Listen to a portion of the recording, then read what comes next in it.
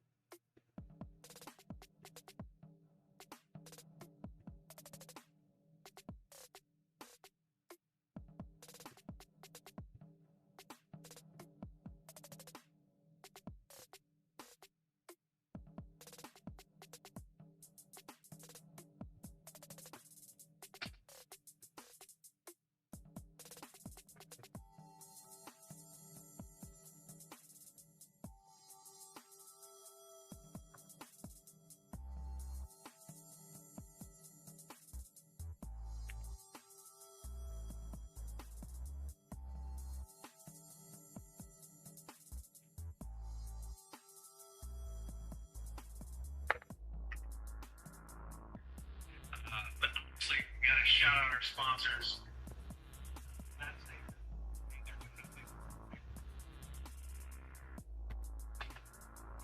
Beats by CP3. Welcome to Sports on the Hill podcast.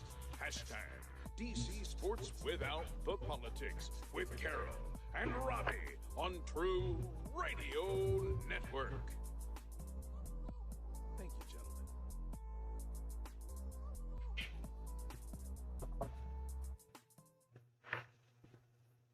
What's going on, people? CP3, live in the lab, Sports on the Hill podcast, episode 238, Washington football talk, preseason week 2, Nationals talk, went 3-2, which was a great relief after going 0-6 last week. You know, that sucked having to recap all of those losses. But we're back at it. We got Robbie G back in the lab. You see, we already got some of our infamous and famous panelists on there. We got Dujanay and we got Big Hurt, because we definitely going to break down this Washington football team week 2 game. And Robbie G, how are you doing tonight, good sir? I'm doing great. I'm excited to hear you guys break it down. I'm going to be more of a producer role in this first part, getting this shared out to a bunch of different groups, taking questions, and then maybe at the end I'll ask some questions from chat if we got any, and I'll also give updates on this. Right now, the Saints are crushing 14-0. The Jaguars early, still in the second quarter in this live game. I know it's preseason, but I'll break in if there's any big news in that game. But yeah, a big night for us. Happy to be back, and I know time is limited, but we've got a lot of great guests to start the show, so I'll let you take it over from there. All right. Big Hurt, how you doing, bro? I'm doing fantastic, fellas. How y'all doing? Man, we doing great, man. We doing great. Dujanay, what's going on, my brother? How you doing, man? Doing great, man. Doing great. Living life, loving life, all the good stuff. That's a beautiful thing, man. That's a beautiful thing. Let's go ahead and get into this Washington football talk, because I know Hurt has limited time tonight, so we're going to try to get as much of his great knowledge as we can before he has to get out of here. The Washington football team defeated Cincinnati 17-13. I'll go over the stats later, because I want to get Hurt's take on some of the things and see if he saw some of the things that I saw. Fitzpatrick, to me, seemed like he was just a little bit out of sync, maybe a little bit too hyped, missing some of the plays that we've seen him make. They said he'd been making in practice. Heineke, I felt like he played well, but he has to slow himself down and pace himself. There were a couple of times where, ball control issues and maybe not the best decision making, with him, like trying to make things happen instead of sitting in the pocket and showing that he can dissect the defense. And Kyle Allen, he didn't really get a chance to do much with hand the ball off. So what was your take on the quarterback situation? I know that was a lot of talk around Redskin Nation this past weekend. this is unfortunately what we signed up for with Ryan Fitzpatrick. You signed up for 1 week of John Elway and 1 week of John Beck. Of course, he's not going to ever be as good as John Elway or as bad as John Beck, but he's not going to put together 4 or 5 great games in a row. He's going to put together 1 or 2 great games in a row, and then he's going to put together a game where he seems a little out of sync. That's just what we signed up for. But, the good games might be better than some of the good games we've been getting from everybody else. And that should be enough, along with this defense, to get us where we need to be. That's the hope. One of the other things that let me adjust this camera real quick. One of the other things that I've noticed over the last couple of games is the defense seems to improve a little bit more every time we see them. After the first game, I was a little worried about the run defense because there were some gashes that we got. But this game, they seem to have closed that hole. But as far as quarterback play, that's what we're going to get from Ryan Fitzpatrick. 1 week on, 1 week off. If we're unlucky, hopefully we get a couple weeks on before we get some weeks off. Heineke, like you said, he hasn't particularly put together a really good preseason performance. He kind of some overthrows, like you said, some poor decision making. And Allen comes in, and Allen was very protected.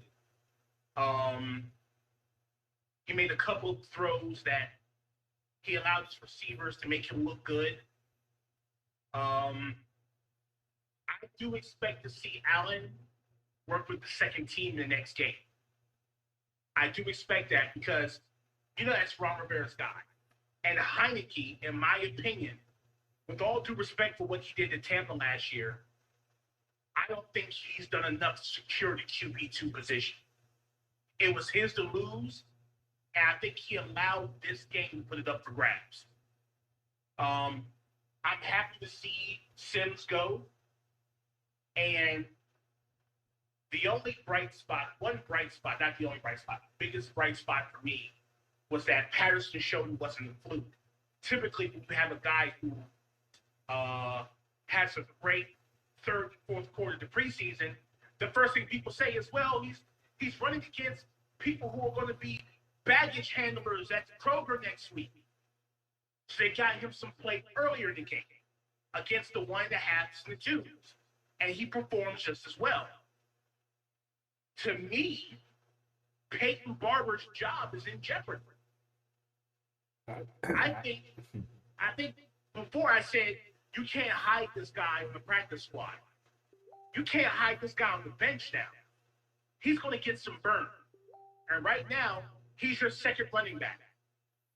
I don't see anything saying otherwise.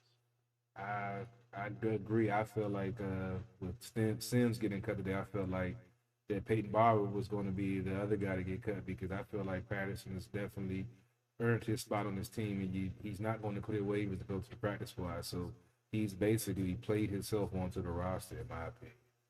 So he's Alfred Morris.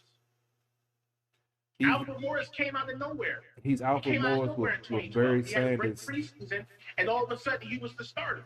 Yeah, he's Alfred Morris with a little bit of Barry Sanders mixed in. From my fantasy league, because I've already had RG3, and I didn't want to have too many Redskins.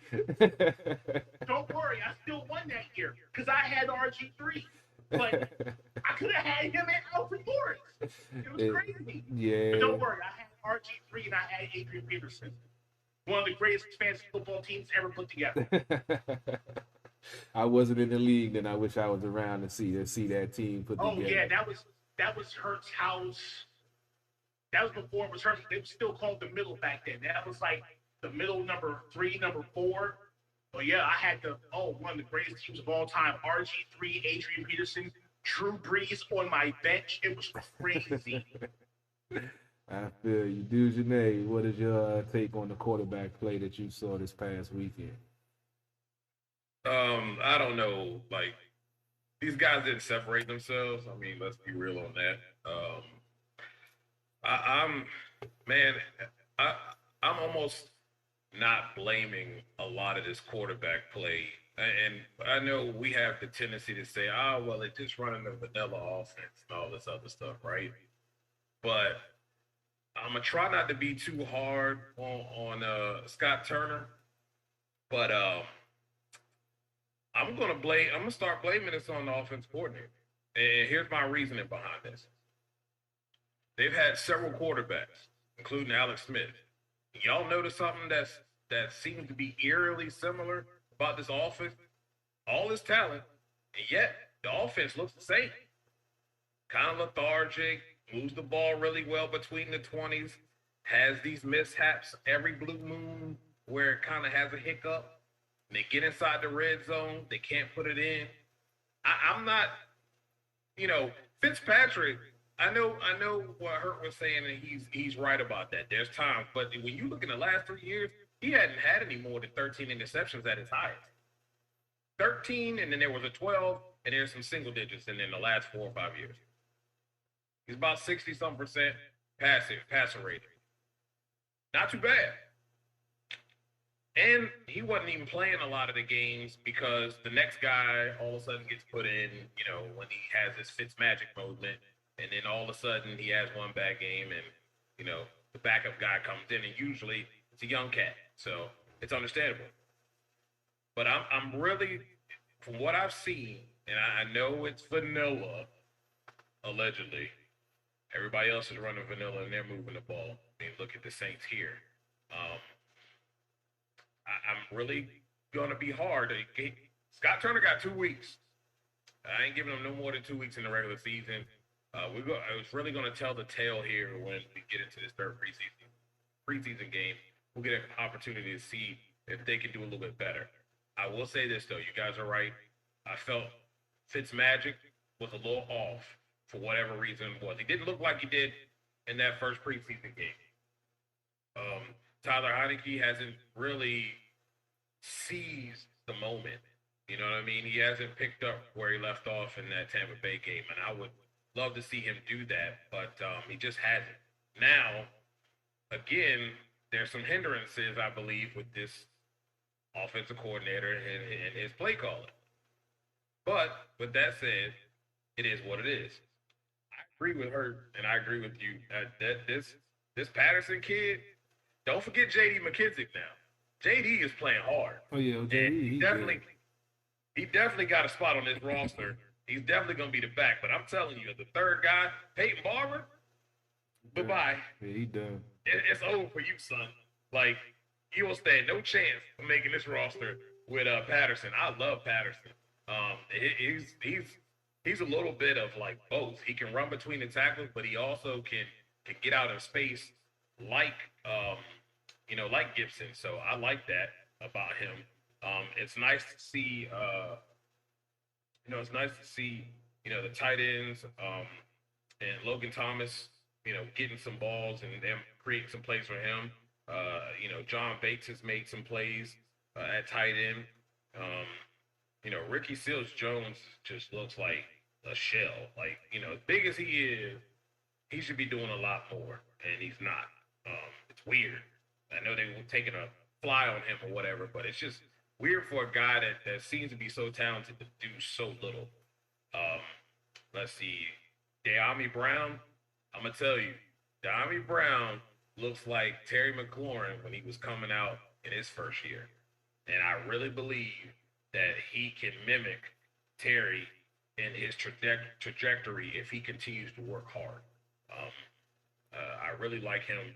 I'll echo the sentiments of Hurt, Sims.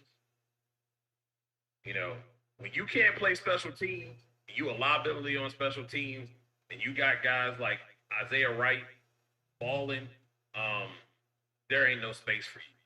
Be quite honest with you, I have a problem with Cam Sims too. And I know that's going to hurt a lot of Redskins fans' feelings, but I have a problem with Cam Sims. Ben had a problem with him. The guy he's not reliable when you need him to make a catch. The man drops balls and he fumbles at the most inopportune time, but throw him some wacky, hard catch that only Odell Beckham can do, and dude makes one-handed catches like it's nothing and makes it look easy. But don't lob him no balls. Don't lob him anything. He's gonna drop it big time. I need him to improve. Period. I think he. I mean, they see the potential in him with his size. Between him and Gandy Golden, they're the two biggest receivers on the team. Right. Gandy Golden, I felt like solidified and helped make that cut of Sims easier with the 2-point conversion that he caught. That's what they were expecting out of him. And then the other play when he caught the ball and turned upfield. So I definitely feel that they're looking at the upside, and that's the guy that they drafted anyway. So it's going to be interesting. I really don't have an issue with the offense right now. I mean, they're moving the ball. They need to get points, granted, but this is a new offense, new pieces in place. They still don't have Samuel out there. You had different offensive line guys out there trying to gain chemistry and get things together. So I'm not really pressing it right now. Some of the play calls with Turner, I like some of them. I don't like, but you're never going to be happy 100% of the time. No. They just got to definitely get into the end zone. But I feel like with all the weapons, once they get everything in sync and figure out, the final roster, I think that, that week before the game, they're going to be ready when they come out against the Chargers. And I think the offense Shouldn't be no excuses, man. I think it's going to be. I think it's going to be good. I think they're going to be all right. Now let's get to this defense with Big Hurt. What did you take away from this defense? You mentioned how they played better against the run. I mean, Montez Sweat and Ioannidis were in the game this time, so I knew that was going to improve. They gave up that 91-yard run last week, but besides that, they only gave up 80 yards throughout the whole game. They gave up a total of 174. So you take out that 91-yard run, they really only gave up like 86 that game. They gave up 111 this past game. I feel like the run fits were better, and they definitely were more aggressive with Ioannidis back in there.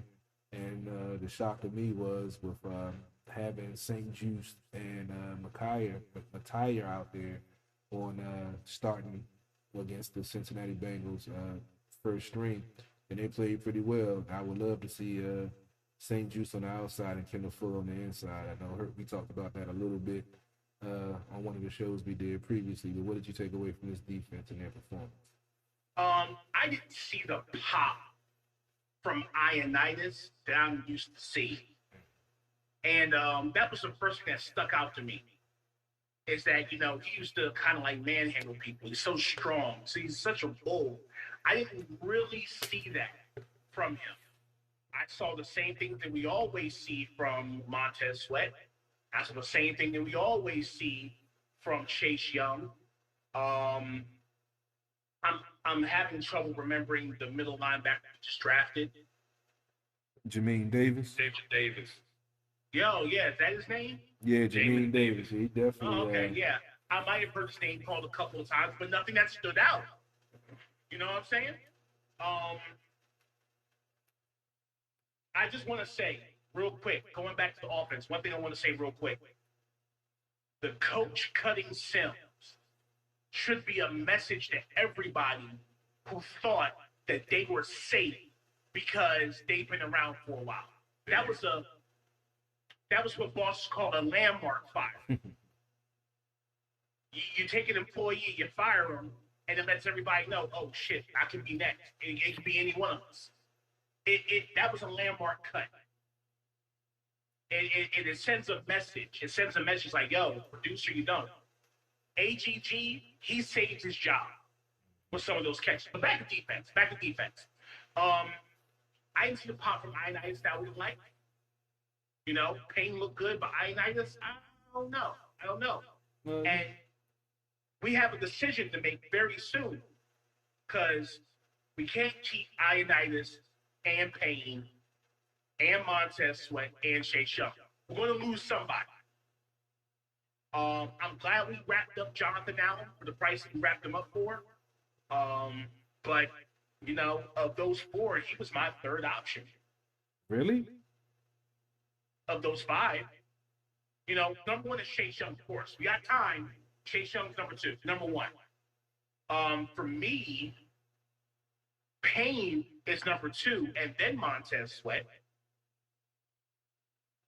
and you can get Ioannidis for cheaper. That was my feeling. You can get Ioannidis for cheaper. Well, see, remember he already signed an extension. That's what I was looking up. He had the 3-year, $21 million deal with $6 million signing bonus. He signed that in. I'm trying to see when that was. I think that was 19. It's not showing when he signed it. Basically, we got like another year or so of them. Yeah, so I mean, with We got like him, this year and next year. yeah, so I mean, with him, I mean, Payne to me is a no-brainer. You gotta keep Payne. Sweat, I feel like Ioannidis, because when we talked about him when we first drafted, like you said, he was a power guy with not a lot of technique. He rounded into a all-around defensive tackle, getting sacks, stopping the run, developing that technique. But Deron Payne and John, I feel like Allen is more of a leader, and out there he does the dirty work. He might not get the sacks, he might not get the stop, but he's in there taking up those double teams sometimes, and causing havoc when he get a chance to get with the pass rush when they're in passing situations. But to me, I feel like with Ioannidis, age being a little bit older, I feel like he would be the odd man out. They would find a way to keep Settle and maybe extend him on something and keep Sweat. Tim Settle. Yeah, Settle. I like Settle coming off the bench, man. I really do. I was also hoping that Apke would have gotten cut. But they said he's been playing pretty I'm good at sick. corner.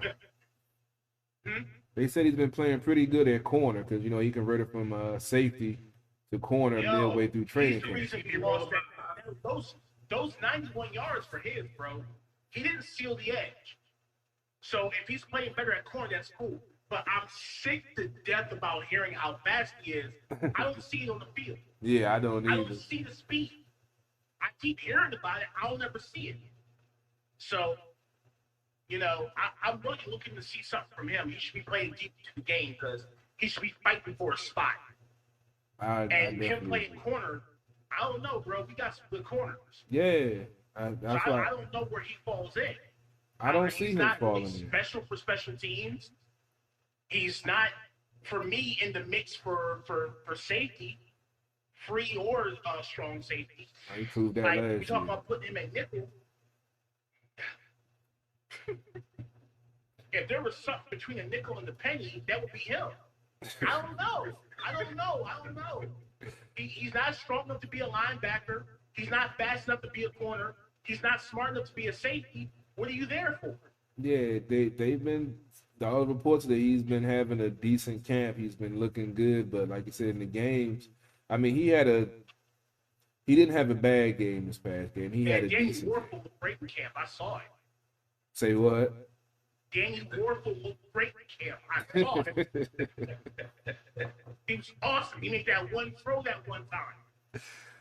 I'm sorry, when Danny Walker was in camp, I still didn't buy it. I'm sorry, with that one with the glove on one hand and shit. Nah, I couldn't buy it. I still didn't believe it. So yeah. Look, it's great.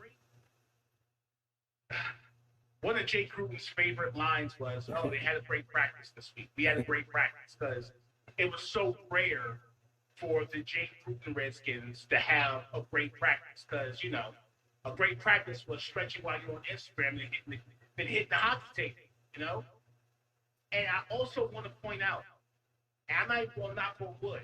I want to point out the lack of injuries that comes along with proper conditioning. I've been screaming that shit at the top of my lungs for the last 3 or 4 years. Like, we're the most injured team in the league because we're not conditioned properly. It's Camp J. It's soft-ass practices. You can tell in the middle of the first quarter when the guys on the sideline, yes, they're ill-prepared and they're tired. These guys are not that. They're conditioned. So you're not seeing those little hamstring pulls because you're trying to chase somebody down. It's the first time you run all week. And you're not seeing these torn ligaments because it's the first time you're going against somebody full speed on the defense and the offensive line. Like, that's where half the battle is. Half the battle is going to be won in the fourth quarter. And this team's already shown that we are a come-from-behind team, no pause. We are a come-from-behind team, and I expect that to continue. The defense is flying around, boys let people know that he's not getting converted. He's not getting converted to linebacker, yo. Your man not going to linebacker. Yeah, Collins ain't Jason Wright playing. like, look at us flying around out there. Help me. He was going for the fumble, by the way. He just missed the ball on that tackle. Yeah, it's I think the defense is going to be ridiculous. I feel like the offense is going to be able to do enough because with Gibson and McClissick and now possibly Patterson, that's going to be a formidable backfield to deal with if Scott Turner can get the play calling, put them in situations that's advantageous to their skill set. Because, like, he did a toss to Peyton Barber the other night. I'm like, really? That's one of the things that I hate. Like, you have a certain game plan set up, but then you no matter who's in the game, you want to still call that play when the personnel that you have in there isn't proper for it. And I feel like he does that sometimes. That was that Jay Gruden shit. Exactly. We're gonna run the screen to the tight end. We're gonna have the strongest receiver on the field blocking a linebacker, and we're gonna have the tight end running the ball. Yeah. What are we doing? Don't bring that. I don't want to have those flashbacks, man. Scott doesn't do that very often. But I did notice him do it a couple of times this game. I'm just like, I think it was just showing like that Peyton Barber's not very flexible. He's not very fast. He's not as strong as you need him to be. Coaches do that. Coaches, if they don't like, they're gonna put you in the position. You know what I'm saying?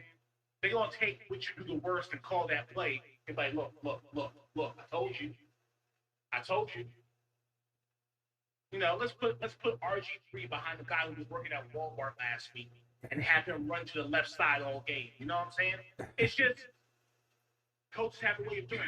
They can make you look great or they can make you look bad. But Peyton Barber I don't know. He's the fourth man right now. I don't know if we need 4 running backs, especially if we don't keep 6 wide receivers. Yeah, I think he's pretty much done. 7. Yeah, I think he's pretty much done after Patterson has played the way he's played, and you see he can get those tough short yards. Like you said, he's like an Alfred Morris with a little bit of Barry Sanders in him. So, yeah. He finds holes where there aren't. Exactly. It's like, you see that one where he hit the wrong hole and he squeezed between the tackle and the guard? I'm like, there's no hole there. There's no hole there. It's like he's squeezing between their hips. I'm like, dude, the hole was over there. That's fine. Like, whatever. That dude is special, so I think he done played himself on the team already. Like, if she's fine with you going in the wrong hole, everybody's fine. You know what I'm saying? He definitely went in the wrong one. It was fine. Hey, get in where you fit in, baby. Sometimes the wrong hole is still the right hole. You never know. All right, before this show gets off the rails. I'm sorry. Look.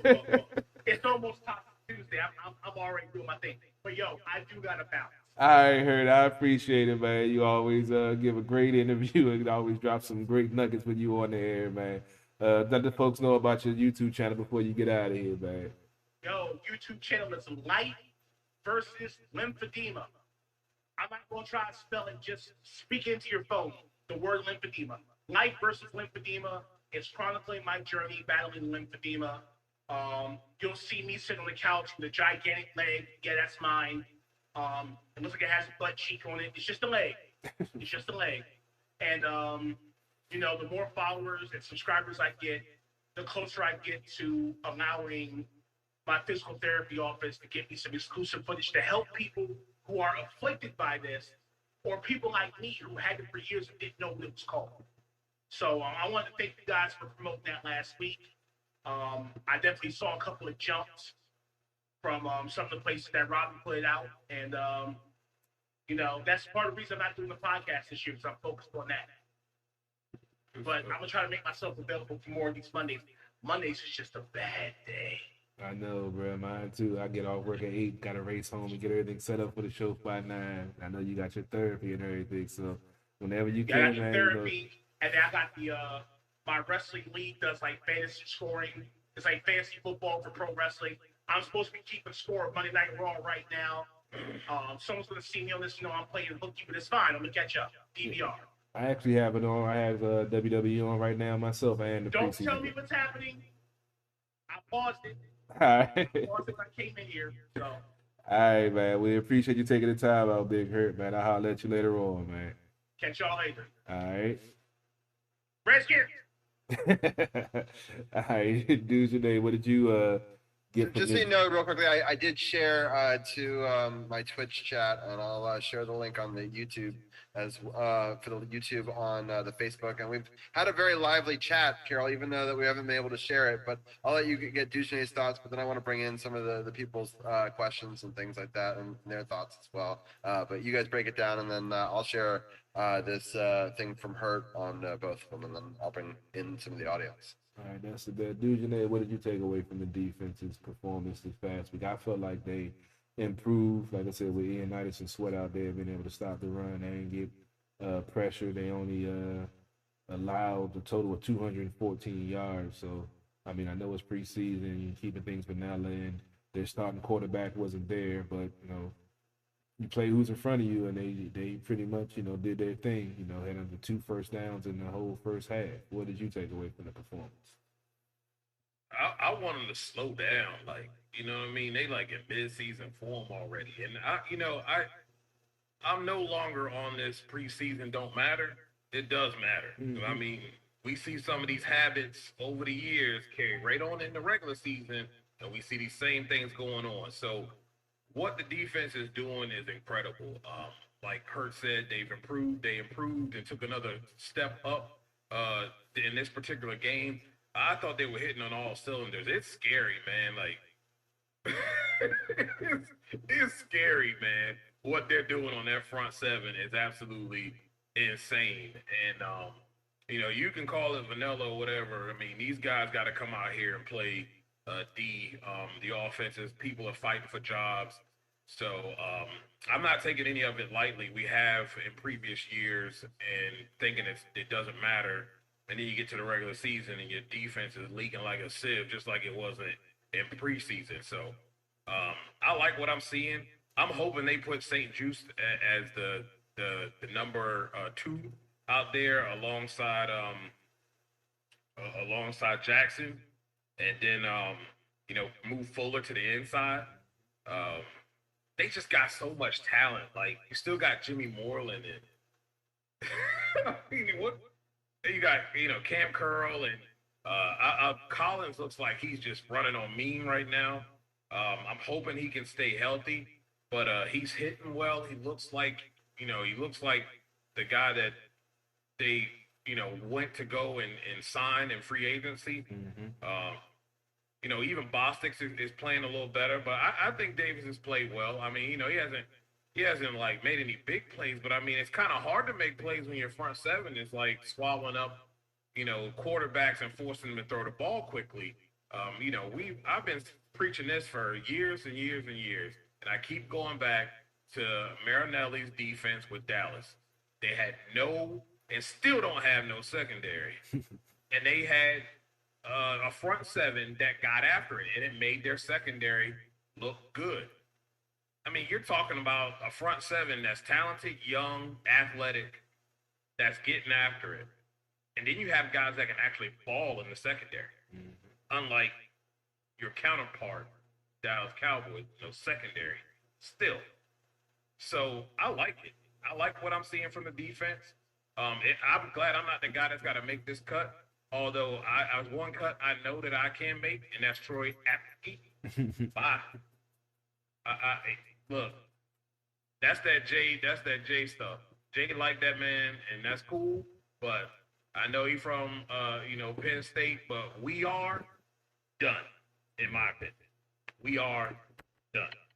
He need to be gone. But this defense is rolling, Jack. Yeah, the depth in the secondary and the talent is a beautiful thing. We've always talked about, you know, how we haven't, or always talked about how we haven't had a true free safety since Sean Taylor passed away. Now you have several guys that can play that position and other positions to help disguise the defense. You know, you got Bobby, didn't even mention Bobby McCain, one of the quiet signings of the offseason, one of the top free safeties since he was starting in Miami, was a cap casualty. Then you got, like you said, Cam Curl, second year, 7th-round draft pick. They won a record last year saying that, once he got in the game, he was going to see him make a difference. Got Collins coming back, early from Achilles injury. It only takes 9 months. He came back from in 7 months. And they said that he's looking like to be back in the Pro Bowl form of, like you said, when he signed that contract with us. And like I say, St. Just on the outside, 6'2", 215, good wingspan, good hands. He turns his head to the ball, when the ball's in the air to, kind of help not get the pass interference call. You got Jackson. He hasn't really, in my opinion, shot this preseason, even though you really haven't seen him on the field much. He had an injury in training camp. But it's definitely going to come down to him setting the tone with him being the so-called coveted cornerback in free agency. I feel like it's going to go through him. And then the rookie is going to, be able to play off of that. And like you said, you got Moreland in the slot. He had a nice play. Could have been an interception, but he just batted the ball down. Fuller in the slot. We all agree that that's his best position, slot corner instead of outside corner. And then you talk about the linebackers, Bostic. He was out there making plays. Jermaine Davis is coming into his own. You have to remember he only had really 1 year starting in Kentucky. So, that was on basically pure athletic talent. He still has a lot to learn in the game of being a linebacker. And, they said he was overthinking in first game, but this game they saw him attacking more and not thinking as much. So as long as you're seeing weekly progression, that's what you want from your first round pick, especially from one that's, limited experience in that position. So I think definitely have a lot to be optimistic about. And then the special teams, I'm going to get your take on it because I've heard a lot of folks complaining about Dustin Hopkins. I've tried to explain, just like Coach has explained over and over again about the new long snapper, that he snaps the ball, with more velocity than Nick Sundberg, who had been there for 11 years and been with Tressway the whole time, and Hopkins the whole time they've been in the league. So there was an adjustment period. So those 2 kicks that he missed the previous week, you saw that he had kind of like a hitch when he kicked it because the timing is off. But you saw, even though they were all under 40 yards, that he made all 3 that he attempted this past weekend. So what is your take on the special team situation? Do you feel like Hopkins isn't the guy that need to bring somebody else in, or you agree with what Coach is saying that, going, getting 3 for 3 was good and improving steadily week by week? Man, you're not gonna like this team. Coach got a point, but explain. Dustin been a liability for a while now. He's unpredictable, and he misses the most. When you need him to make a kick, he misses it at the most inopportune time. It's the craziest thing. It's not the difficult stuff. It's the simple thing. Go back and look at the tape. Coach can't lie about that, and they had continuity there then. So I get it. He made 3, but I do not like the fact that there's no competition in here. Now, Giants got a young man that they looking to offload that can kick. Me personally, I guess I give him. I mean, you don't really need to bring the guy in right now. I mean, I don't know if anybody's going to go out there and snag this guy from the Giants. But if he don't do well in this 3rd preseason game, he's going to have to find a way to get some competition. Me personally, I don't trust him. And I hear what Coach is saying, but I don't trust the man. And the tape don't lie from years past. And the fact that he's had these hiccups and there's no competition in here, I mean, that's a lot of trust, man. Everybody else got competition, but Dustin don't have no competition because I guess he done so well. He hasn't done that well. He's missed some big kicks in some moments. And I know folks ain't gonna like it. You can boo me. I'm okay with that. Boo me. But the bottom line is, if it was me, I don't know. I can't trust that man. I need to have competition in there. I'm not saying I'm gonna let him go. I'm just saying should have been competition in there. But he got this preseason game to show me. If he missed some of these easy kicks, that I can go find somebody that's sitting on the couch that's hungry, that can make. And I'm not saying I'm gonna want somebody off the couch. I want a reliable kicker someone with quality. That's why I said this young man that the Giants are trying to unleash here, is a guy that they should look at. But yeah, I think Dustin's been a liability, and I hear Coach, but I don't agree. Yeah, I guess I'm more of the. It's been a few years since he's been here, but I'm more of the. I've seen this team cut many kickers because they had a rough stretch and they go off to be Super Bowl champions and Pro Bowlers and in the league for 14, 15 years, and we still searching for that kicker. So I mean, Competition though. That's true, all I'm saying. true. He come in here lightweight, just come in here, waltzing in here. Oh well, I just gotta do my job. He ain't got no pressure on him at all. And he ain't warranted not having somebody in here competing with him. I'm sorry. He just hasn't. In big moments, when the offense is done well and all they needed was 3 points because they couldn't punch it in, and it ain't nothing but a kick but off the 35-yard line, and homeboy shanks it, and it goes right over the pylon on the outside of the pylon, and no good. Right when they need it. He's done it several times. He ain't absolved from competition, but apparently he is. But I'm sorry, he is not. Yeah, I'm kind of with you, Dujane. Real quickly, I just wanted to bring in a couple of the comments from the viewers. So I really appreciate people for tuning in. Eric has been commenting this entire thing and agreeing with some of the stuff that you guys take, disagreeing with others. But he was saying how many college kickers in America need a chance, right? So I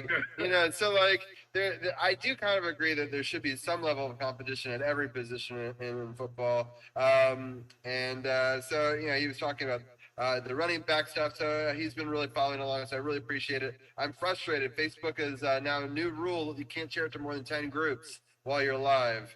So if Facebook continues to go down in my book, I will give a quick shout out to Twitch, which I think is a lot better platform. Shout out to True No Spots Pod for being on Twitch and making that move. And Carol and I have been talking in the past. We may have to make a move Well, some things at about some to point. change for real. Yeah, Facebook is trying to piss me off. So, and they're already suppressing it, so I don't really feel bad speaking out on them at this point. So it's getting a little ridiculous. But I really appreciate for the people breaking through the algorithm, finding us and commenting and being a part of the show. So I think you guys have had a great breakdown so far of a lot of different things. And I agree with all of it. I want to see more from all the different position groups, but I don't want them to push too hard. It's not that important. But, we got a rough schedule to start the season. I was taking a look at it. We play a Thursday after a Sunday very early on, which is going to be brutal. So I think, I don't want to look too far ahead, but the reality is usually the fourth preseason game, you don't see as many of the star players. What happens now when you take a preseason game away? How much of these starters will we see in this next week? How much will we is it just to cut people? That's going to be interesting for me next week. And then what do we do and how do we get ready for this sort of gauntlet to start the season? So I mean, those are sort of the topics I want us to break down towards the end of this segment. But it's something that I was at least noticing, and I think we did okay against Cincinnati, but I don't know if I learned a ton in this game for at least the parts that I did see. So, but Dujane, what are some of your thoughts on, who will we get to see in the next game, and how do you deal with having a Sunday followed by a Thursday very early on in the season? So this is interesting because I thought this previous game against Cincinnati was not going to be a dress rehearsal game, and it seems like they almost treated it that way. Mm-hmm. I thought this third preseason game would be the dress rehearsal. So we could end up seeing a reverse of not so much the starters as it's these guys that, looking to see if they really are or truly are guys they want to keep. And some guys that they may have on the fence are going to get the work this week. I don't think you need the starting defense has done enough. Like I was saying earlier, those guys are in midseason form already. Let's pump the brakes. We don't want them to get too hot too quick. We need them to come out the gates firing, but we don't need to expend everything in preseason, okay? But they look really sharp, so I'm really happy about that. And they also look good as far as their depth is concerned, especially in that front. 7 rotation. They have so many people they can choose from. So I really like that. How do you combat that Thursday to Sunday, or you said the Sunday to Thursday? Um, I think it's just, I think like Hurt said, I think they're already doing that. You know, actually, and you've heard the veterans talk about this on their respective shows um, in previous years. It's about getting lathered up, getting that conditioning, getting your body conditioned to be hit, and that requires a little bumping, a little hitting in practice, and they've been doing that. And you know, just like Hurt said, there's not these massive injuries of guys going down looking like they've been shot with a BB gun. You know, in the middle of the field, and these no contact injuries. Not saying we're not gonna experience injuries, but you don't see these catastrophic injuries happening in preseason to your top guys because they're not lathered up, and they're basically their practices are glorified walkthroughs. You know, they're going through 2 walkthroughs a day. I mean, they're actually getting after it and working. And I think the preparation throughout the mini camps and the OTAs up through this training camp, I think is huge, and I think will pay dividends.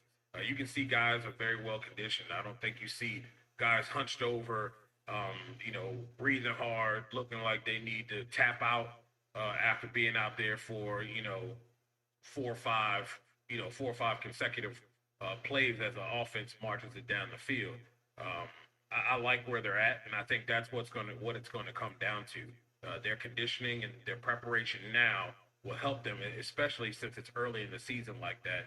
It will help them be able to combat that and be able to give a quality effort in this early season gauntlet, especially with that kind of a schedule like you talked about, that Sunday to Thursday, you know, transition.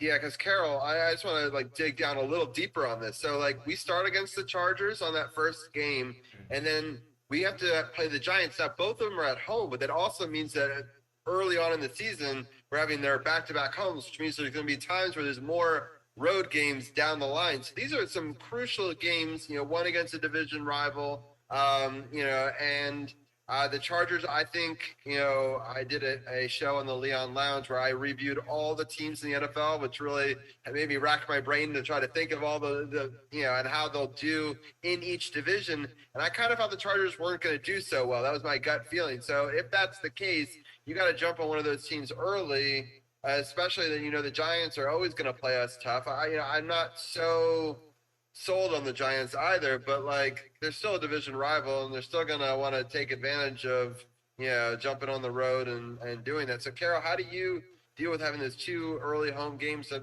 I don't want to say are must wins, but like if you want to do something this season, those are some of the wins you got to get. You know, no doubt. I got the team going 3-1 in the first 4 games, so I got them getting off to a good start. The Chargers, new head coach, young quarterback, transition. I feel like the defense is going to be to dictate the pace. And like Dujanay said, for the turnaround on Thursday, this comes down to conditioning. You know, they've been working all summer. You know, actually had preseason games, actually had training camp. Live practices. So last year that was an issue because they couldn't do it. Now I feel like at least they're doing it early this year. If they have the quick turnaround, and they should be in good shape and in good form to make it happen. And then with the depth that we have, they should be able to rotate players and still keep the consistency of the offense and the defense. So it's just part of the game right now. Most folks have to do it also. Unfortunately, we have to do it the first and second week of the season. But I feel like they'll be fine. We got Coach, preparing these guys. He knows how to run a professional NFL training camp and, be a real NFL coach, unlike the, previous guy that was here. So I'm not really too concerned about the quick turnaround with it being early in the season. But yeah, the first 4 games I have the Washington football team winning 3. The only loss I have is them going to Buffalo. I just feel like that might be, going I to had play. Buffalo winning that division when I reviewed that division. So I agree with that assessment. Buffalo is a tough out. I think they're going to be one of the best teams in the AFC this year is kind of how I'm thinking it's going to shake out. I think that they really set themselves up really well last year, and I think they could build on a lot of that momentum, and I think that they could be a very, very dangerous team. So I definitely – they're not the Bills of the old for sure. So I don't know. A lot of offensive weapons over there. The quarterback is he's got a gun and he's very mobile. So and I like their defense. So yeah, I agree with you on that, Robbie. yeah. Allen So definitely Carol, stepped his game up. what do you see out of this next preseason game? What are you looking for because I know that there's a debate. You don't want people to get injured, especially with these early back-to-back games, but still you have to evaluate some talent. So what are some of your thoughts on that? Yeah, I'm thinking with the way the offense look, I'm thinking the coach might put them out there for maybe a series or two, and then like you said, have Heineke and Allen play out the rest of the game to see who get that backup spot. Allen's been hampered by aggravating the injury from the ankle that he had surgery on.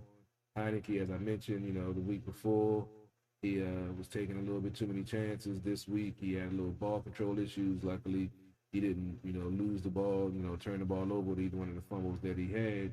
But he's steadily improving, but I feel like he needs to slow himself down, and that's where Fitz has the advantage of, being patient, being an older quarterback and, letting things develop and, not so eager to break the pocket. He'll sit there and, find the open man when the blitzer is coming in. He'll take that hit, and deliver the pass where it's supposed to be. Like I said, the last 3 years, he's definitely improved in his QBR and his quarterback rating and his performance on the field. So I'm not really too concerned about it. But if he does falter, I feel like Heineke, once he get into the game, he'll be fine. I think that he's, pressing it, trying to show that he can be the guy because it's the first time he's been into a season with actual job security, having a 2-year contract now. So he's in a different mindset, and he's trying to make things happen and show that he can be the guy.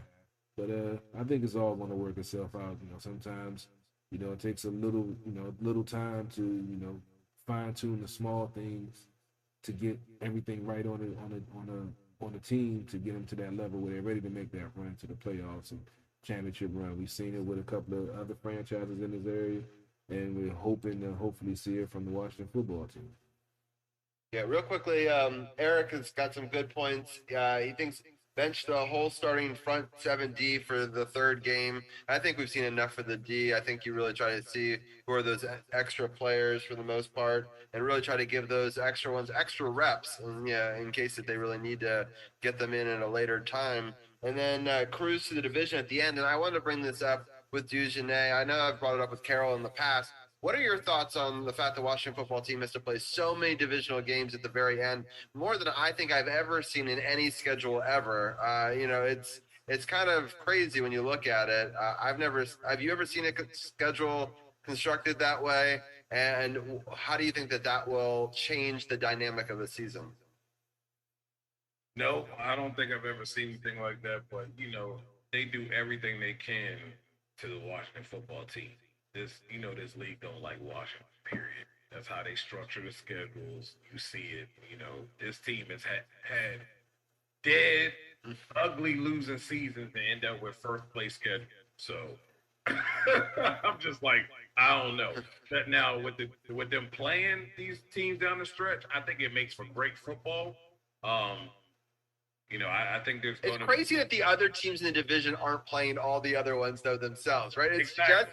just the Washington football team going through the gauntlet. I was like, that's so crazy because I was like, when I first looked at the schedule, I was like, oh, they're going to just do that for all the teams, right? That makes some sense. Just put a lot of division games at the end of the season, adds to drama. I'm okay with that. Why did that only happen to one team though? That is beyond me. And it's like people are going to be like, you're a conspiracy theorist. I'm like, there was only one team schedule that looked that way. It's so strange to me. Like, yeah. It's like they said, all right, if they can get through this and if they get through this and they're like they were last year, then we go to this division gauntlet, at least it'll make it for great football. And if they can get through that and make it to the playoffs, then they deserve it. I mean, It's like they saw we won the division and gave us a handicap for it. Right. I don't get it. It's bad. It's bad, but I think it's going to make for great football. It's really going to be a test for this football team. And I really do, I can't put them number one in the division right now, but I definitely believe that they're number two. I have the Eagles being the better team coming into this, coming into this season as the better team in the division, just because of quarterback play and what Jalen Hurts brings to the table. If I could trust and really know exactly what I'm getting out of the quarterback play in Washington, I probably would put them number one just based on defense alone. And it's really not that much of a difference. It's just I have them two. I don't even know why we're talking about Dallas. I've been saying that over and over again.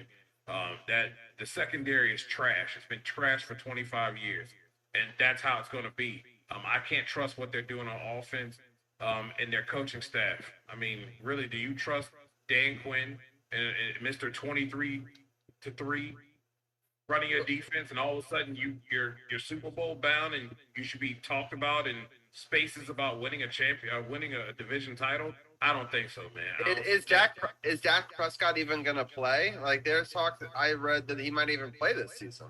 I think they're protecting him. I do think there are some issues, but I think his arm is bothering him because he's overcompensating for the ankle issue. We all know you have to be able to step through, throw. It's the whole base has to be there, or otherwise you're wearing out your arm to compensate for a base that is not really that strong.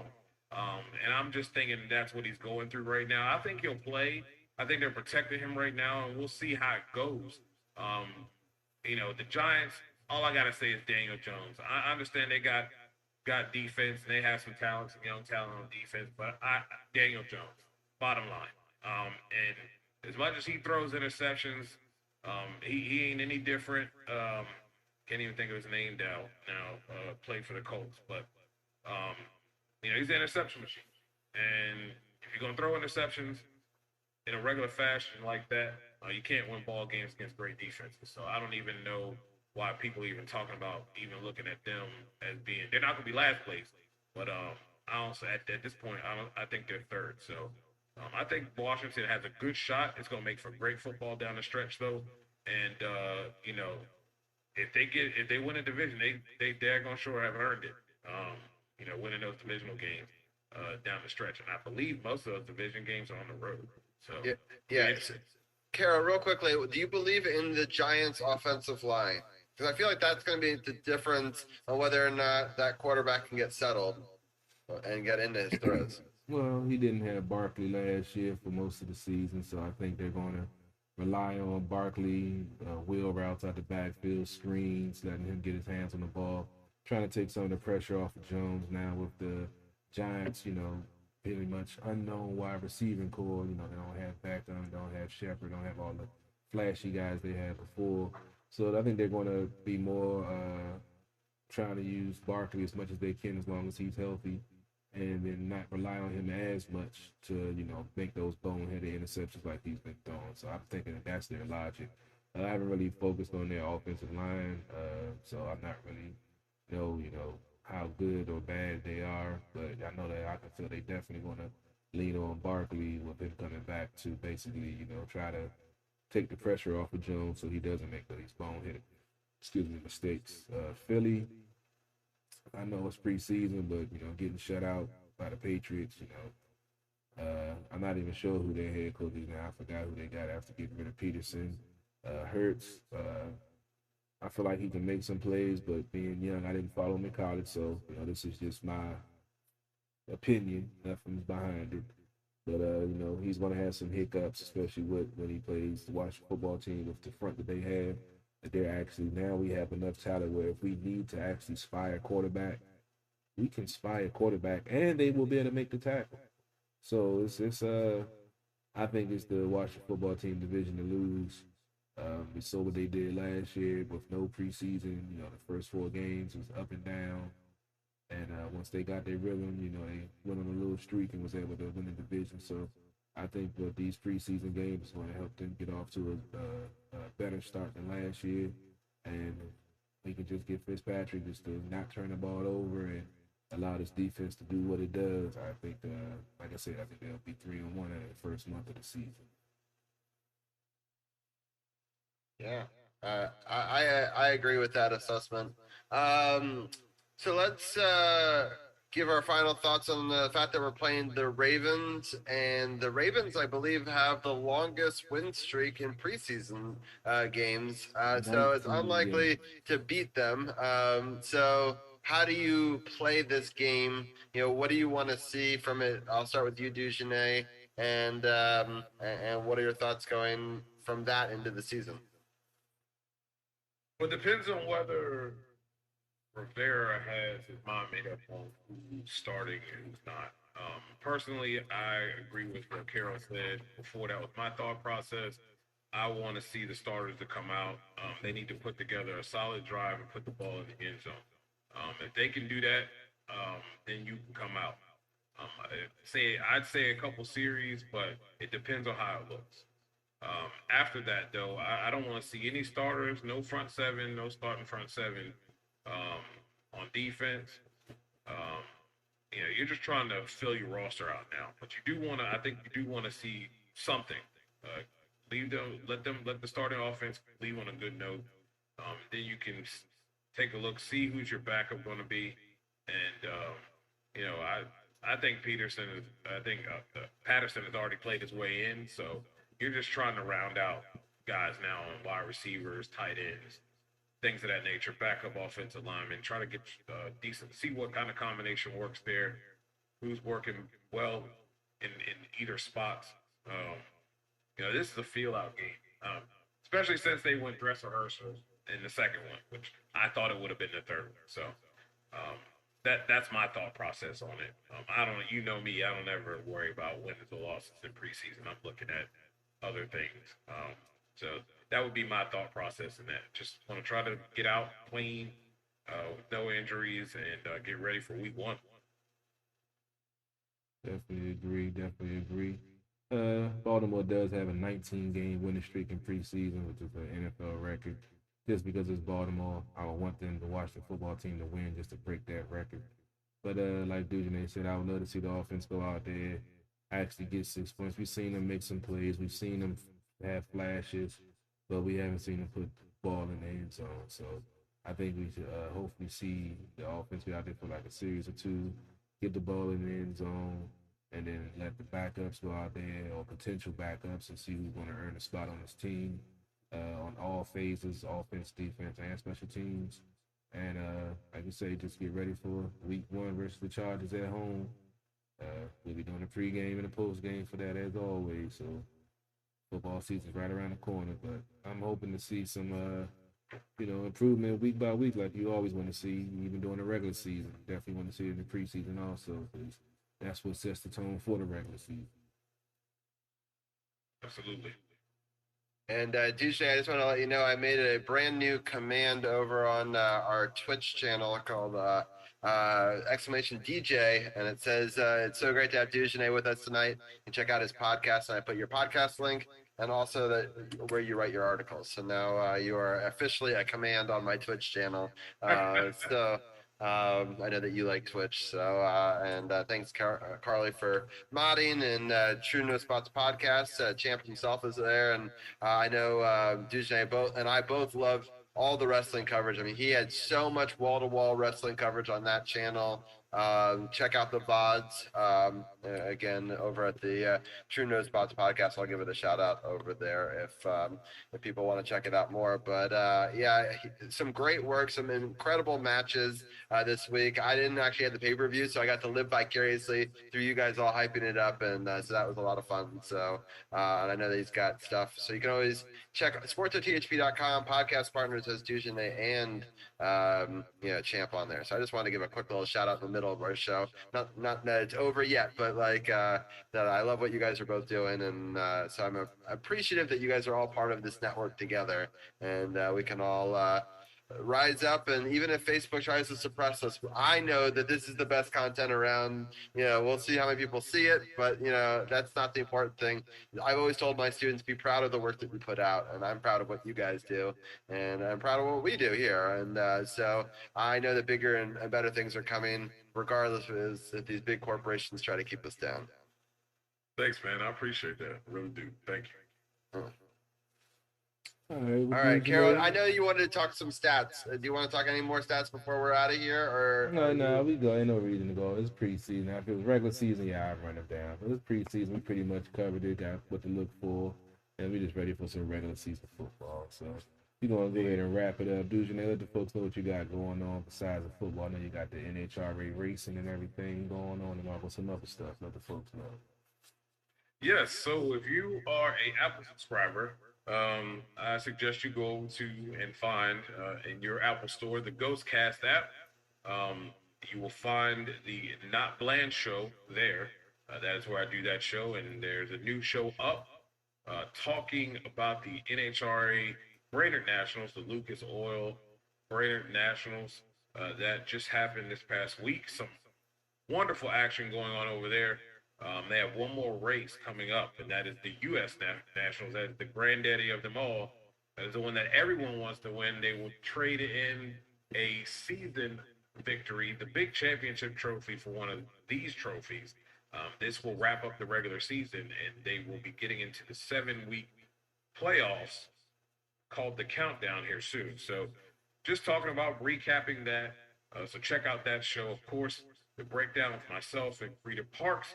We should be back next week, right before we can start talking about the regular season, looking at some Washington football team. We'll talk some Jacksonville and Saints as well, and just football in general. We're going to talk some Mystics, so we'll have that coming up. I am not in the mood to write articles, so you haven't seen any yet. You haven't missed anything, but I will be throwing together something soon. You can find all that work at sportsjourney.com. You can also find this podcast, the breakdown, over there as well, where Robbie said he put up the link on Sports OTHP, which I greatly appreciate. Follow me at NotBland21. Love talking shop with you guys. And as always, Carol, Robbie, appreciate it, man. Really do. And I'm back in the saddle again, man. This is going to be a thing. I'll be on this show every now and then, a little bit more consistently now that we're getting into football. So it's nice to be back.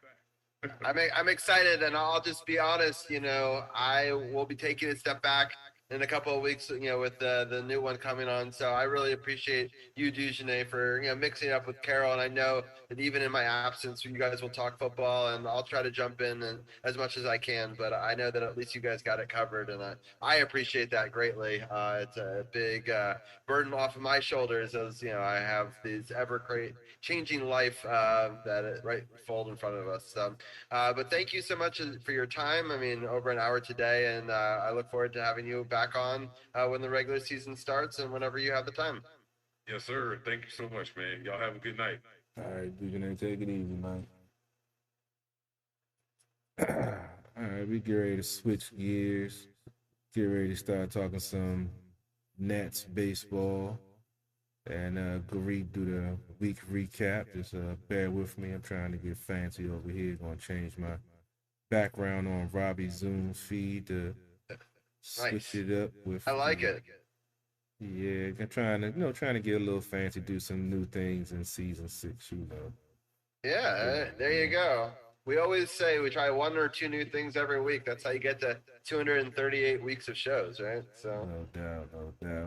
All right, we're going to do a quick recap because we weren't expecting to go as long in the football talk. But, like you say, football season is right around the corner. So nothing better to do but talk some football. Now as baseball fans, we're just pretty much waiting for the season to be over as Nationals fans. Currently, the team is sitting at 53-70, 4th in the East. They're currently on a 2-game losing streak and are 3-7 out of their last 10 games. But last week, they were actually able to put together a 3-game winning streak after going 0-6 last week and 1-6 the week before. So, the week started out pretty well. They had a 2-game series versus Toronto, which they swept. and they had a 3-game series against Milwaukee, which they won 1 out of 3. And it was last 2 games of the series, weren't too good to look at for a Nats fan. The first game, let's go ahead and get to the good before we get to the bad.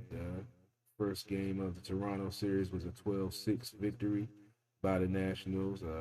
That ended a 7-game losing streak. Eric Fetty earned the victory. I put him at 5-8. He went 5 innings, giving up 5 hits, 3 runs with 4 strikeouts and 3 walks. Alec, I'm not even gonna try to pronounce his last name. Mahana. I'm gonna try to say. I think that's it. Probably not. He dropped to 5-2. He lasted 3 innings, giving up 6 hits, 2 runs. No, 6 hits, 6 runs. I'm sorry, 7 runs. 6 of those earned. Couldn't even be on my own hand, right? With 2 strikeouts and a walk. Yadiel Hernandez went 2 for 3 with a solo home run and a 2-run RBI single. And Riley Adams went 3 for 4 with a solo home run and a 2 RBI double. The second game of the series that completed the sweep was an 8-5 victory by the Nationals. Mason Thompson earned the victory. I put him at 1-1. He went 2/3 of an inning, giving up no hits, no runs with a strikeout and no walks. And our good old buddy Brad Hand took the loss, who had just got traded to Toronto, who I felt like should never been on the Nationals roster in the first place. But he took the loss, dropped him to 5-7. He went 2/3 of an inning, giving up 2 hits, 3 earned runs with no strikeouts and a walk. And Kyle Finnegan earned his 4th save of the season, going 1 1/3, giving up 1 hit, no runs with 1 strikeout and no walks. Juan Soto went 1 for 2 with 3 walks with a 3-run home run. Ryan Zimmerman had a pinch hit RBI single, and Josh Bell went 1 for 5 with a 3-run home run. It was after having a 7-game losing streak, you didn't know what to expect against Toronto. They've been playing some good ball. They have one of the young core teams that have a lot of talent. Brian talked about their roster with a lot of sons of Hall of Fame and All-Star players on their squad. So I was definitely pleased to see them sweep Toronto, especially. Yeah, I just don't understand this, Carol. Like, we lose to like the worst teams. We lose in all these situations. We get rid of all these players. But Toronto's not a bad team. We're able to beat them. It's just like, it's so frustrating. I guess as a Nats fan, you just don't know what to expect. It's all about consistency. And right now, with some of the players, but some of the players after I haven't been watching as closely the football season started. But it was some players that when I was watching the game, I didn't know who the hell they were. I had to go to the app and see who they were. A guy named Lane Thomas was playing left field. I didn't know who the hell he was, but a couple of games he got some hits and got an RBI triple in the game I'm about to break down. So there's a lot of young talent and it's being consistent. The pitching hasn't been there that we're used to, especially now with Mad Max gone. Strasburg out for the season. Corbin, we thought you could rely on him, but this year hasn't been a good year for him. Control-wise, so he's been giving a lot of home runs and a lot of walks. And, you still got Ross, who's still young, still finding his way. They got Josiah Gray from the Scherzer deal. He's been, looking promising, with his few starts he's had with the team. So there is some room to grow, and, we're going through the, lull that we had to go through before, but hopefully it won't be as a long turnaround before they get back to the playoffs and being in the World Series contender conversation. The Saints just scored a touchdown. It was a really nice drive, 14-yard touchdown reception, 127 left. Now they've just kind of dominated this game. It was nice kind of a route. It was a little bit of a push-off, but it wasn't called. They're sort of letting them hand check it. That's Hill, right, number 7. So, he's playing pretty well.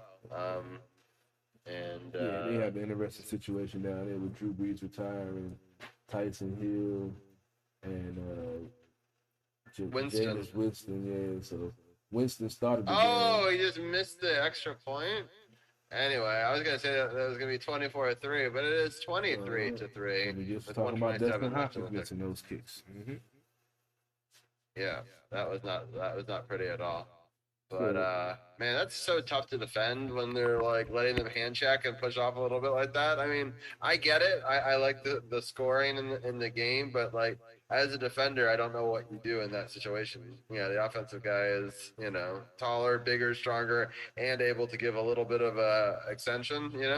Yeah, there was a little bit of hand fighting. Sometimes the refs let them play, but it's catered to the offense anyway. So they're not going to call offensive pass interference quicker than they call defensive pass interference. We already know that. Yeah, exactly. So, But but anyway, yeah, let's go ahead and get to these last three games of the week versus Milwaukee. The first game was a 4-1 victory by the Nats. Corbin earned the victory that put him at 7-2. This is one of his best outings of the season. He went 6 in the third, giving up 3 hits, 1 earned run with 7 strikeouts and no walks. Brett Anderson took the loss. That dropped him to 4-7. He went 5 in the third, giving up 5 hits, 3 earned runs with 3 strikeouts and 3 walks. And Kyle Finnegan earned his 5th save of the season, going 1 inning, giving up no hits, no runs with a strikeout and a walk. Lane Thomas, who I just mentioned, went 2 for 4 and had a 2-run RBI triple. And Riley Adams went 1 for 4 with the RBI single. The second game of the series was a 9-6 loss. Devin Williams earned the victory for Milwaukee. That put him at 2-1. He went 1 inning, giving up no hits, no runs, with 2 strikeouts and no walks. Javi Guerra, oh man, I always had trouble with this. Was dropped to 0-1. He went a third of an inning, giving up 2 hits, 5 runs, 4 of those earned with no walks and no strikeouts. And Josh Hader earned his 25th save of the season, going 1 inning, giving up 1 hit with no runs, 2 strikeouts and a walk. Juan Soto went 2 for 3 with an RBI single. Ryan Zimmerman went 1 for 4 with a sacrifice fly. And Yadier Hernandez went 1 for 4 with the solo home run. And the final game of the series was a 7-3 loss. Hunter Strickland earned the victory that put him at 2-1. He went 2/3 of an inning, giving up no hits, no runs, 2 strikeouts and no walks. Sean Nolan, excuse me, dropped to 0-2. He went 4 innings, giving up 6 hits, 3 runs with 5 strikeouts and 3 walks. And Josh Hader earned his 26th save of the season, going 1/3 of an inning, giving up no hits, no runs with no strikeouts and no walks. Lane Thomas went 3 for 4, and Carter Kieboom went 1 for 4 with the solo home run. I forgot to mention the upcoming schedule. I forgot to write it down. But yeah, Milwaukee, this was Milwaukee's fighting for their playoff lives. So, we would love to get 2 out of 3, but they got 1, had a 3-game winning streak, currently on a 2-game losing streak. And they start a series tomorrow. They have 6 games this week. I'm trying to remember who they have. Robbie, go ahead and pull it up. I forgot to write it down. Okay, hold on. I was writing a new command. Let me see if that works. I can pull it up real quick. I thought I wrote it down, but apparently I did not. And the upcoming schedule for the Nationals, they have a 3-game set versus the Marlins, which starts tomorrow in Miami. It's all 3 games, Tuesday, Wednesday, and Thursday are a 7-10 start. Then they travel to New York for a Friday, Saturday, Sunday 3-game series. Friday and Saturday are 7-10 starts, and Sunday is a 1-10 start. Division games, like I said, they're 17 games under 500. So, we mentioned earlier in the season that, with the West playing as well as they are, there's only going to be division winners making the playoffs for every other division, because both of the wild cards are probably coming out the West. And being the Nats are in 4th place, time to get the young guys some playing time and see if the pitcher can, salvage something, get something going with the bullpen and the starters. But as always, we're still going to bring you the best coverage, the best talk. If it's me and Robbie tonight, we had other folks, but like I said, football season's about to start, and that's where they are. So you still. I'd love to. The fact that we got both Hurt and Dugenay to do a segment together, so I'm super excited. I'm more than happy to be the only baseball guy to trade for that great football coverage to start the show, because we're moving in that direction anyway. It's football season. As much as I love the Nats, I'm of that mindset. It's the fall. I'm ready for games to matter. and I'm excited. I also just created a new merch command. If anyone wanted to get the shirt that I am wearing right now, or any of the ones, this one's kind of cool because it's burgundy and gold, and no matter what they call the team name next year or the future year, it'll last because they said that it'll be burgundy and gold no matter what. So that's a collector's item. So if you want to check out that or any of our other Mantha Ray merch or one of these pillows, the District of Championship. You can check out Command on Twitch, or you can go to sports.thp.com and click on the apparel link there. And I know that Carol's right now got the alternate design, so you can hit him up and inbox him across a million different social media channels, and you can get that in a bunch of different colors as well. So, I really appreciate all the people for sticking with us. I know that a bunch of people, check this out on Twitch, and people check us out on Facebook. And I appreciate Dujane for sharing on Facebook as well. And, let people know, because I know that for some reason, unless you pay Facebook to promote you right now, they're just trying to knock everyone else down a peg. And so it'll be interesting to see the future of this, on Facebook. We are streaming. I would like to announce on so many different platforms. Carol, what were you streaming on tonight?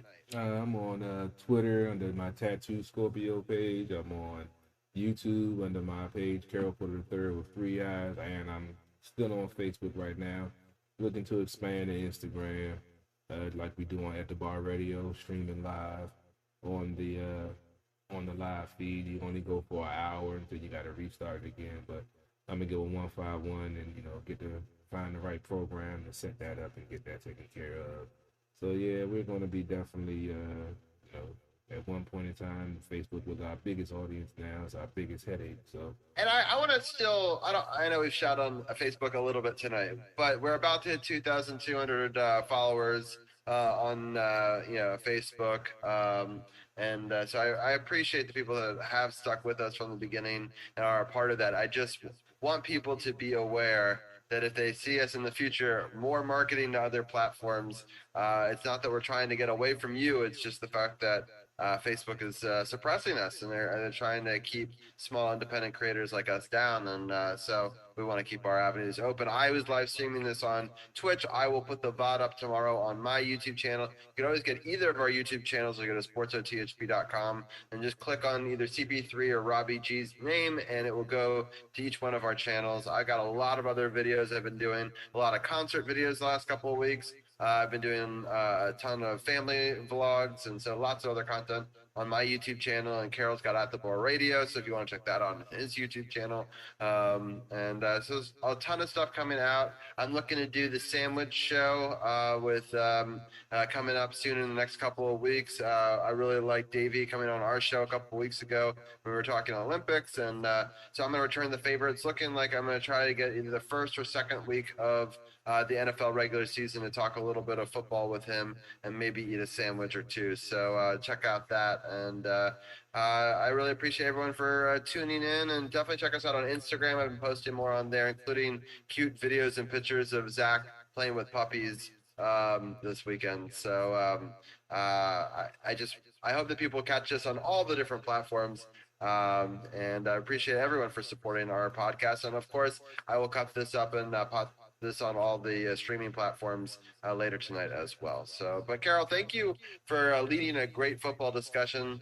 I really appreciated that, and I think you guys did a great job breaking it down, which I appreciate, especially because I had my first date night with Liz in a couple of weeks. So, I didn't get to catch as much of the football game, but now I feel like I've been caught up to speed. No doubt. Appreciate it. Yeah, working on a couple of interviews. I'm still trying to get Chase Young's mom on the show, and just found out that somebody I know actually works with Jared Patterson's father, who did an interview during the game. And I'm trying to work to see if I can get either one of them on the show soon, or interview for another day. But be on the lookout. Like I said, we're trying to change the game. We don't have the fancy credentials or the TV studios where we can, get these players and people on like they can, on a regular. So we trying to do our thing to get some of these folks that's tied in the Washington football team, and get them on our show also, to show that it's not a game. We consider ourselves sports journalist also.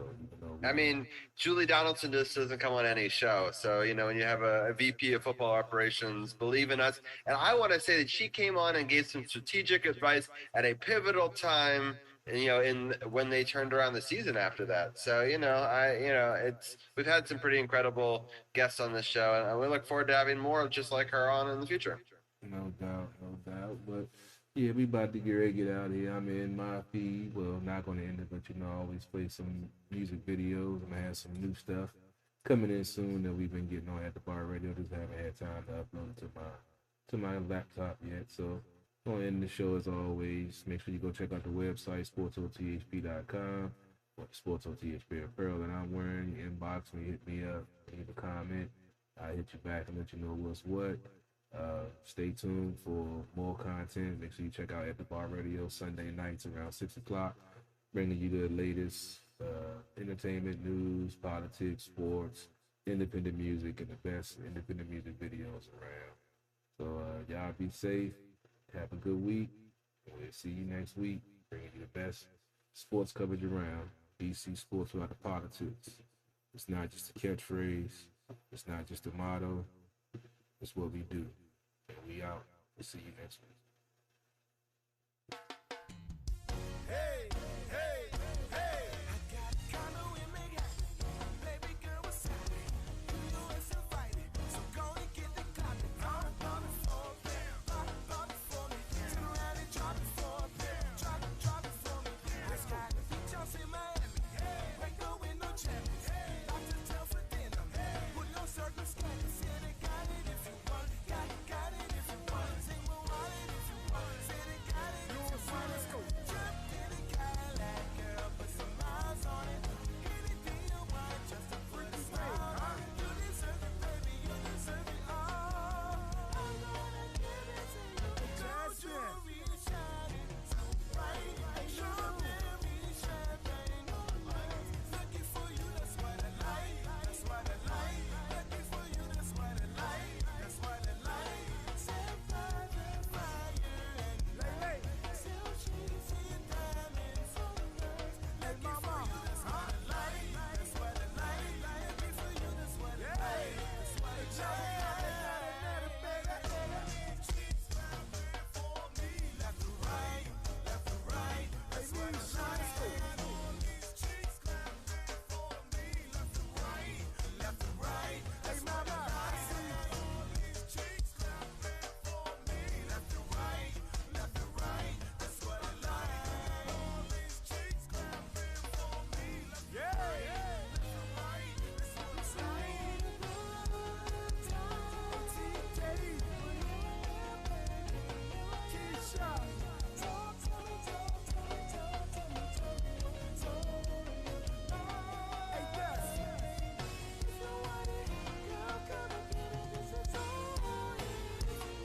Is what?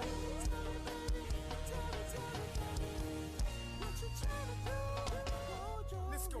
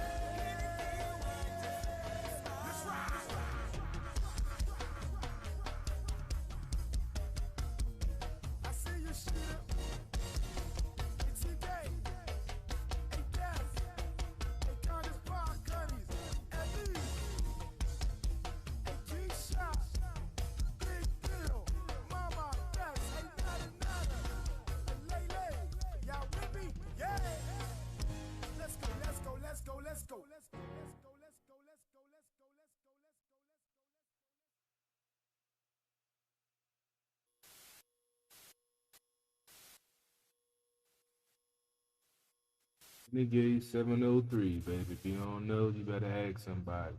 Go give them a follow. The hottest tracks out here right now.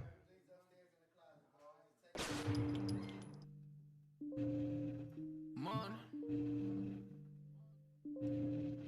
Money.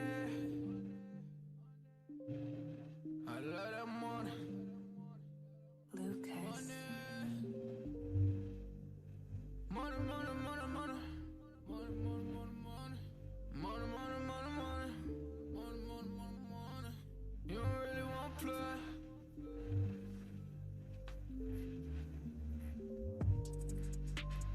Money, money, money, money's what I'm talking about. We don't really know what you been talking about. And you don't really want to play. You don't know what to say. It's money, money, money, money, money's what I'm talking about. We don't really know what you always been talking about. And I don't wanna be the one who always really talk about. And you don't really want to play. You don't know what to say. Cause money, money, money, money, money's what I'm talking about. Money, money, money, money, money, make you shut him mouth. Don't never ever talk about it if you never had the clout. You don't know what to say. Stay up out of my way. Cause money, money, money, money, money, make him shut him mouth. Keep playing with these goonies, boy, I'm gonna have to make the call. Stay in bounds on your pivot, boy, if you gon' ball. Cause a lot of niggas be fake, and you really can't play. Cause we done got it out the mud, nigga, what you talking about? Screaming, oh my God, money got me pride. They living a lie, look into my eyes, they might seem surprised. This is homicide. We just multiply. We been on the rise. If we got some wings, fuck it, we gon' have to fly. Money, money, money, money, what I'm talking about. Day in my life, take me a different route. And use all my case, niggas on my face. You can get it erased, what you talking about? Money, money, money, money's what I'm talking about. We don't really know what you been talking about. And you don't really want to play. You don't know what to say. Cause money, money, money, money, money's what I'm talking about. We don't really know what you always been talking about. And I don't wanna be the one who always really talk about. And you don't really want to play. You don't know what to say. Cause money, money, money, money, money's what I'm talking about. You never crossing these borders. I'm whipping it up, Gordon Ramsay. I swear that I'm cooking these orders. You talk about me, you better just hope that you can just really afford it. I'm ballin', I'm ballin', I'm winning, I'm winning. I'm feeling like Robert to Horrid. Nigga, I'm scoring. I count in the morning. They talk about me, then I gotta ignore it. My bitches be foreign. So independent, my money be corporate. These rappers is boring. You hate me and I'm always gonna adore it. I'm smoking that soaring. She always go ahead, let me explore it. I call her my Dora.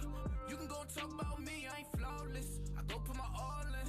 If a nigga talk about me, then I'm gone in. You know that I'm gone in. Jump in, take trips, Pompeii. All day, always keep 3 stacks like Andre. I get it, I get it, I get it, I get it, man. And you can never, ever, ever get rid of that. So watch what you say, and watch how you do. If you playing the game, then you play by the rules. Money, money, money, money's what I'm talking about. We don't really know what you been talking about. And you don't really want to play. You don't know what to say. Cause money, money, money, money, money's what I'm talking about. We don't really know what you always been talking about. And I don't wanna be the one who always really talk about. And you don't really want to play. You don't know what to say.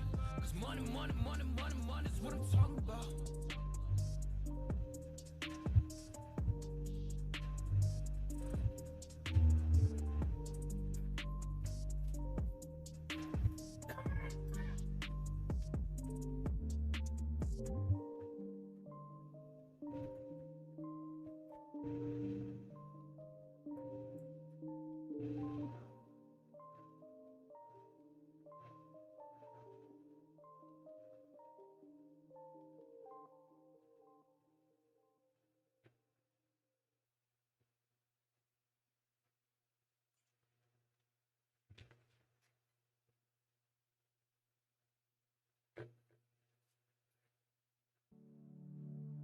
you hear me?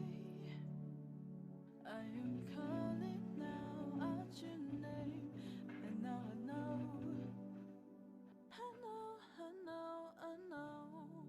and I'm here, and you know it. It's all just the same, and I know it's gonna be disco. Take me to a place where everybody learns, where everybody sees, where everybody shows their love. I didn't think so. You know, that's why I always champagne here for you or me. I really didn't think so. I take a promise, I give it some love, I make a wish upon a star. You know you gotta get it right. You know you gotta get it right. Ooh, every little thing counts now. Every little bitty thing. Can you hear me? I am calling now out your name, and now I know,